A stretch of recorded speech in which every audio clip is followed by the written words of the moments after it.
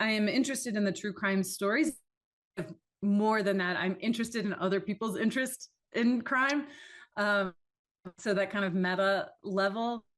And I think it's just, I saw um, how these stories seem to really like obsess people, hook into people. People get really fascinated and drawn in and kind of obsessive, and they'll go on Reddit and become detectives themselves, or think of themselves as detectives, or people insert themselves into these cases, and sometimes in a helpful way, often in a not helpful way, just like the way that people seem to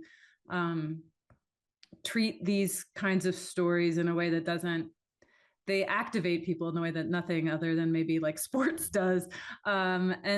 And me too. I think it's always, my interest in like, why do these things fascinate us? Well, it's also because like I'm fascinated too. And I tend to think of myself as like a pretty,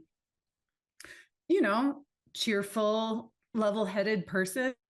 That often when I am just thinking about like, ooh, what's going to be my treat tonight before I go to bed, it's like a story about something really terrible that happened to somebody.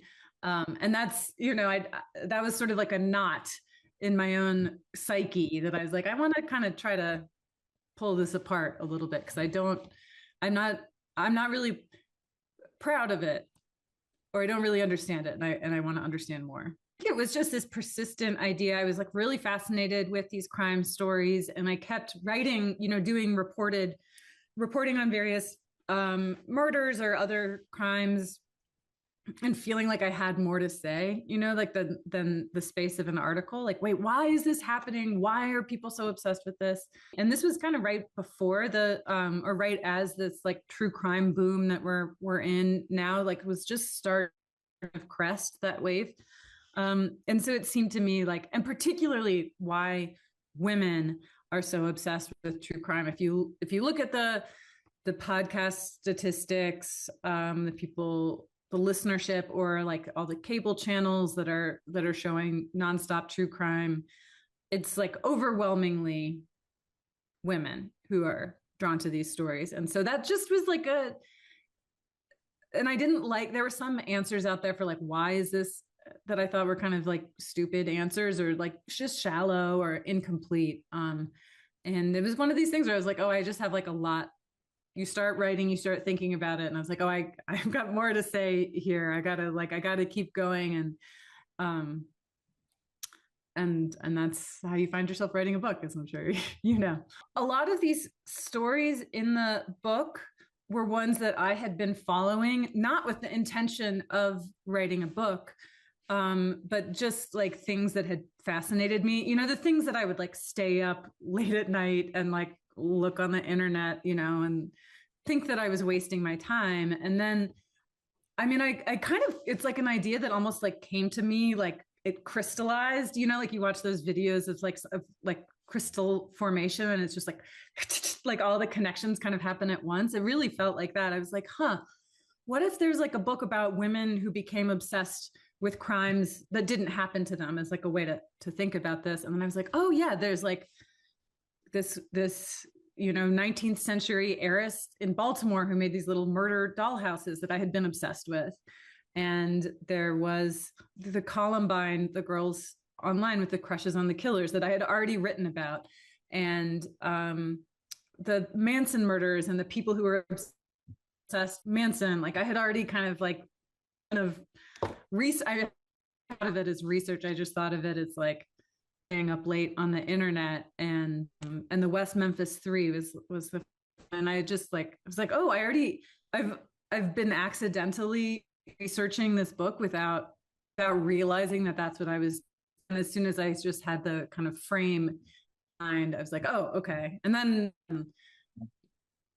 to actually start the process of research, sorting those cases out, but are all kind of already there in my head without me realizing why. So this is Frances Glesner Lee, who was just an incredible figure, really fascinating, very wealthy woman in Chicago, excuse me, who grew up in the 19th century and like myself, like maybe you, she was like had this fascination with crime, and she had this such an interesting figure because she had a ton of privilege and that she had so much money from a very wealthy family. But as a woman, she wasn't really, she was like dissuaded from getting an education. Um, and so she kind of bought her way into this field that was then pretty new of forensic science, like trying to solve a crime through like looking scientifically for clues. This was essentially like brand new at the time. Um, and and so she kind of had to like elbow her way into this, her money, and what she became known for was making these things called the nutshell studies of unexplained death, which is such a good title, which were these elaborate uh, models, dollhouses essentially, although she didn't like to call them that, which were murder scenes, or they were death scenes. They were like the little like little rooms, very precisely made, and lights on and off and curtains, but the doll be dead. And the idea was that she would embed in these little rooms that she was making the clues that would allow an investigator to figure out what happened. And so they were training tools, they were educational, but they're also amazing pieces of art.